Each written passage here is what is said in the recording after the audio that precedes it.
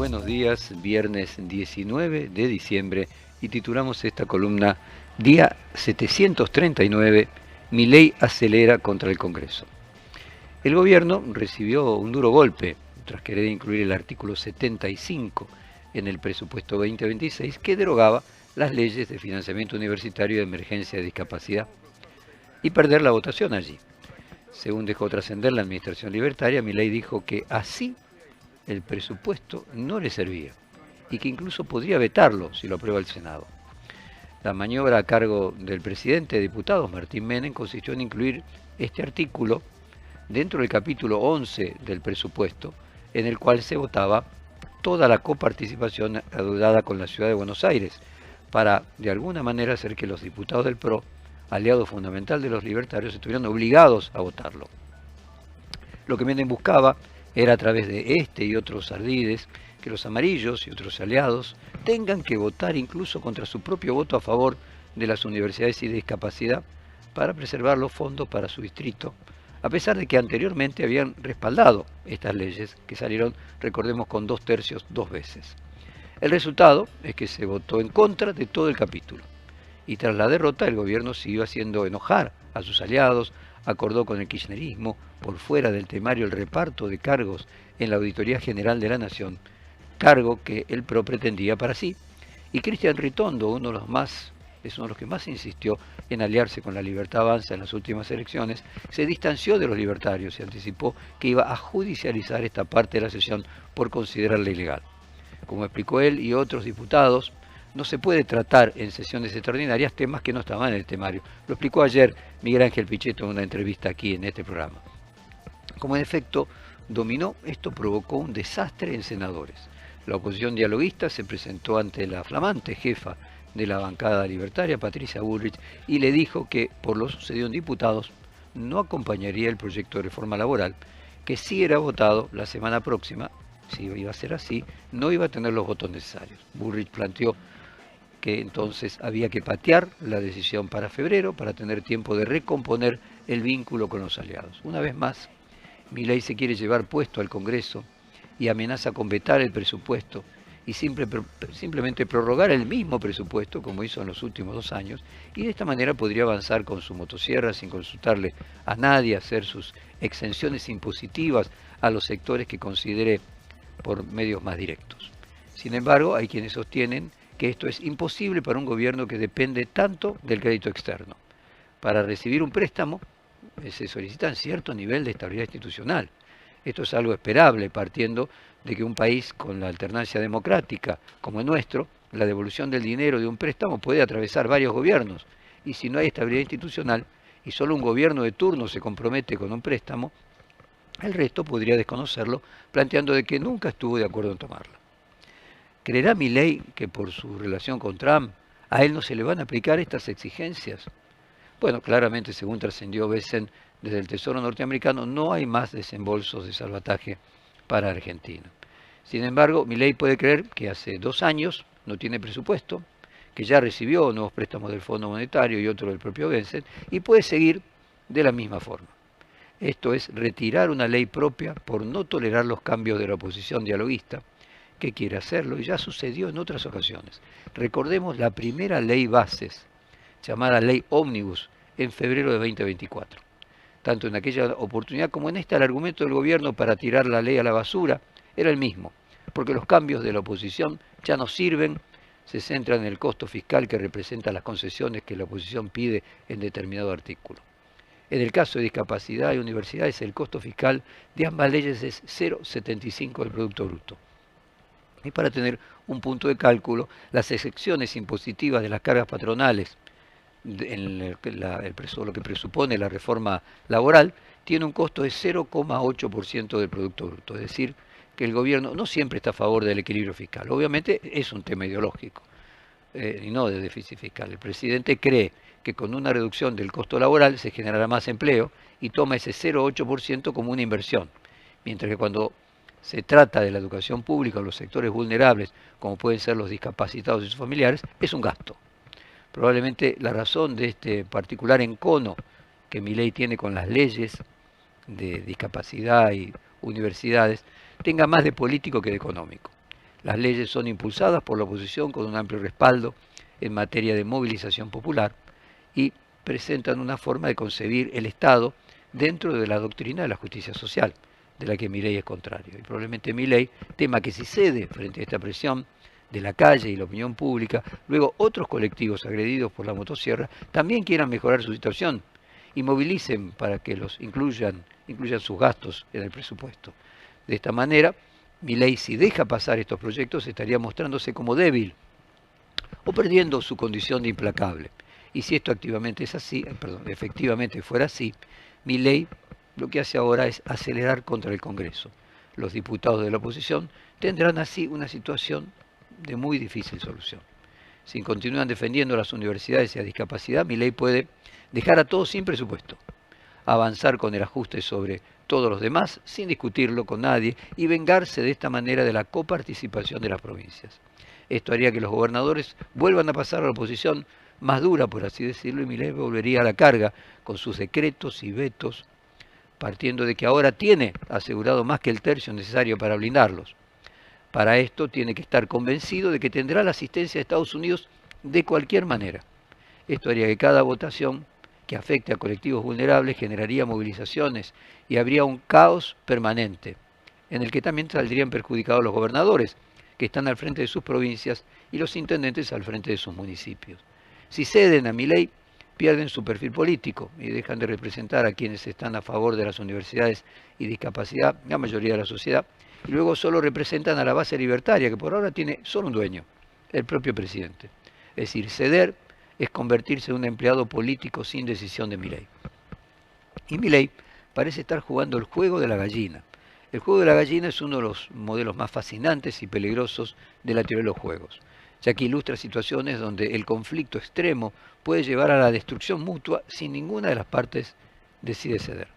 La premisa clásica representa que dos conductores que dirigen sus vehículos el uno contra el otro a gran velocidad en una carretera estrecha, el primero que se desvía de su camino para evitar la colisión es tildado de gallina, perdiendo prestigio social, mientras que el que se mantiene firme gana la gloria de la valentía.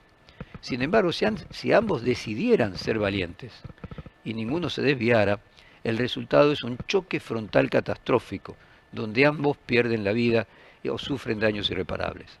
Este juego es una representación perfecta de la estrategia de confrontación, también conocida como política al borde del abismo, donde el éxito depende de convencer al oponente de que uno es lo suficientemente irracional como para no retroceder jamás. En resumen, el juego de la gallina nos enseña que la racionalidad puede ser una debilidad en determinados contextos de confrontación extrema como este que estábamos hablando. Si tu oponente sabe que eres una persona razonable y que siempre evitará el peor resultado, por ejemplo el choque, él puede explotar esa sensatez manteniéndose firme para forzarte a ser una gallina. Y si esto efectivamente es así, la pregunta que queda ¿es sensato ser sensato? Mejor dicho, si Milei especula con la racionalidad de sus oponentes para salirse con la suya, ¿es racional dejar que lo haga? Si esto fuese así, siempre haría lo que él quiere. Y por otro lado, hace 2 años que no tenemos presupuesto y gracias a esto Milei pudo avanzar con lo que él mismo llama el ajuste fiscal más grande de la historia.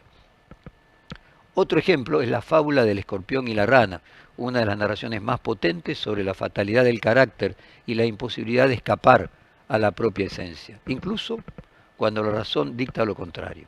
La historia comienza en una orilla de un río caudaloso donde el escorpión es incapaz de nadar, le pide a la rana que lo cargue sobre sus espaldas para cruzar al otro lado. La rana, consciente del peligro mortal que representa el arácnido, se niega, inmediatamente argumentando que si lo deja subir al escorpión, el escorpión la picará y ella morirá. Ante esto el escorpión despliega un argumento aparentemente lógico y racional. Le explica que no tendría sentido matarla, ya que si ella muere, él también se hundiría y moriría ahogado. Convencido de esta lógica de supervivencia mutua, que parece un equilibrio de fuerzas perfecto, la rana accede y comienza la travesía. Sin embargo, en medio del río, cuando la corriente es más fuerte, la rana siente de repente el aguijonazo letal en su espalda. Mientras el veneno comienza a paralizarla y ambos empiezan a sumergirse en las aguas, la rana alcanza a preguntar con desesperación y asombro ¿por qué lo hizo? Si ahora ambos van a morir. Y el escorpión, con una frialdad trágica, simplemente responde que no pudo evitarlo, porque es su naturaleza. Esta respuesta anula cualquier análisis basado puramente en el interés propio o en la teoría de los juegos que asume actores racionales. Mientras que en modelos como el dilema del prisionero, los jugadores buscan maximizar su beneficio o evitar el desastre, el escorpión actúa impulsado por un instinto que ignora incluso su propia autopreservación. Entonces, aquí tenemos la moraleja de esta historia, que resuena profundamente en la política y en la psicología, sugiriendo que existen comportamientos y estructuras que no pueden ser modificados por la negociación o por la lógica. En un mundo que busca explicar todo a través de incentivos, la fábula nos recuerda la existencia de la pulsión destructiva y la fijeza del carácter. Nos advierte que confiar en la lógica de un actor cuya naturaleza es intrínsecamente agresiva es un error de cálculo mortal. Al final la rana muere, no por falta de inteligencia, sino por creer en la razón del otro, que sería suficiente para contener su identidad básica. La historia subraya que a veces el sistema o el individuo están programados para una función específica y que esperan un comportamiento distinto. Y de esperar un comportamiento distinto es ignorar la realidad fundamental de quien se tiene enfrente. Volviendo a Milei, como verán, estos juegos al fleje de la democracia van debilitando las instituciones. Si el Congreso no puede legislar correctamente porque el gobierno amenaza con dejar a todo el país sin presupuesto y cuando vota leyes que cree necesarias no las cumple, como pasó justamente con discapacidad y universidades, esta polarización impulsada por el gobierno tal vez termine logrando que la oposición empiece a unificarse, algo que logró solo en algunos momentos de unidad táctica durante este año en el Congreso. Durante gran parte de las leyes aprobadas por la oposición, probablemente lo que motivó la falta de la construcción de una alternativa política fue que Cristina Kirchner tenía la tesis del yogur vencido. No sé si la recuerdan. Según la presidenta del PJ, la falta de solidez del plan económico del gobierno generaría una pérdida de imagen positiva de la sociedad que se volcaría al peronismo. Este plan tiene vencimiento como el yogur, decía ella textualmente. Si esto era así, ¿qué sentido tenía entonces hacer esfuerzos de cambiar, hacer autocríticas, mejorar para hacer alianzas con otros sectores de la oposición con los que hay diferencias y pelean que llevan años? ¿O qué sentido tendría crear esas nuevas canciones que hablaba Kicillof? Simplemente bastaba con ser un yogur, por más feo que sea, que no esté vencido. Y listo. Cuando se venza al otro, sería elegido ante la descomposición de su rival. La historia es conocida y esto no sucedió así. Hubo desastre económico, hubo caída de popularidad de Milei, pero lo que faltó justamente fue que se eligiera al yogur peronista. La sociedad prefirió darle una nueva oportunidad al yogur vencido. Y volviendo al presente, Milei cada vez que sufrió una derrota en el Congreso habló de principio de revelación, que este es otro análisis interesante. El principio de revelación establece que cualquier resultado alcanzable en un sistema donde los participantes ocultan información o actúan con astucia puede ser replicado por un mecanismo donde decir la verdad sea la estrategia más inteligente. En términos sencillos, propone que no es necesario diseñar reglas complicadas para adivinar lo que otros piensan, sino crear incentivos tales que cada persona le convenga ser totalmente honesta. Si el sistema está bien diseñado, la verdad deja de ser un riesgo y se convierte en una herramienta más eficiente para que el individuo maximice su propio beneficio. Esto simplifica enormemente la economía y la toma de decisiones, ya que permite transformar los juegos de engaños en procesos transparentes, donde los intereses privados se alineen con el objetivo general, asegurando que nadie tenga nada que ganar mintiendo. Es decir, vamos a ponerlo en términos concretos, que para Milei la misma votación fue una buena herramienta para dejar expuestos a los diputados que en realidad están en contra de su gobierno. Partiendo de la mayoría de que la sociedad está con Milei, esto haría que la oposición llamada dialoguista pierda los votantes que comparte con los libertarios. Tal vez, si Milei se niega a discutir el presupuesto y lo retire, termine funcionando como un principio de revelación, pero en contra del mismo. Un gobierno al que solo le importa que las decisiones se tomen a su manera, sin reparar en el debate democrático o los reparos con los colectivos vulnerables como pueden ser discapacitados. Si el gobierno va a volver al redil de los vetos, de los DNUs, dejando el Congreso de lado, o tratará de ejercer una gobernanza más institucional y de consensos, es vital para el futuro, una cosa o la otra. Milei no tiene mayorías en ninguna de las dos cámaras, y esto definirá en el fondo si va a continuar dando pasos en contra del sistema democrático o girará a favor de este.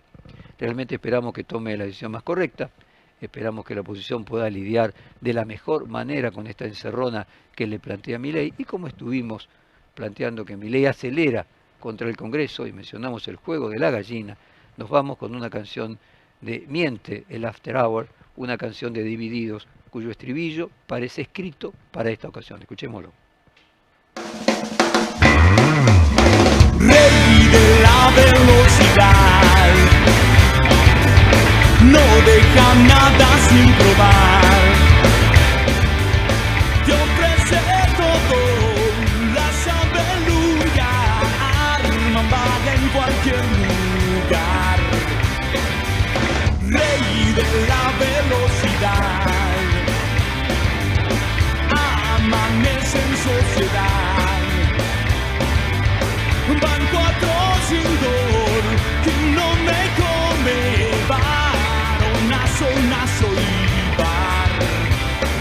Nunca visto horizontal, siempre a punto de explotar. Dice que no le hace mal, miente la Feragüer, miente la Feragüer.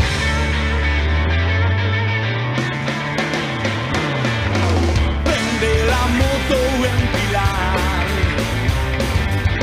lindo jueves para arrancar, lleno de prisión, avanza al pago a triunfar en capital. Nunca ha visto horizontal, siempre a punto de explotar. Dice que no le hace mal, Mr. Afteragüer, Mr. Afteragüer. Y es así como entregó su cuerpo a generar paz. Sin planear, pudo conocer lo que es volar sin querer.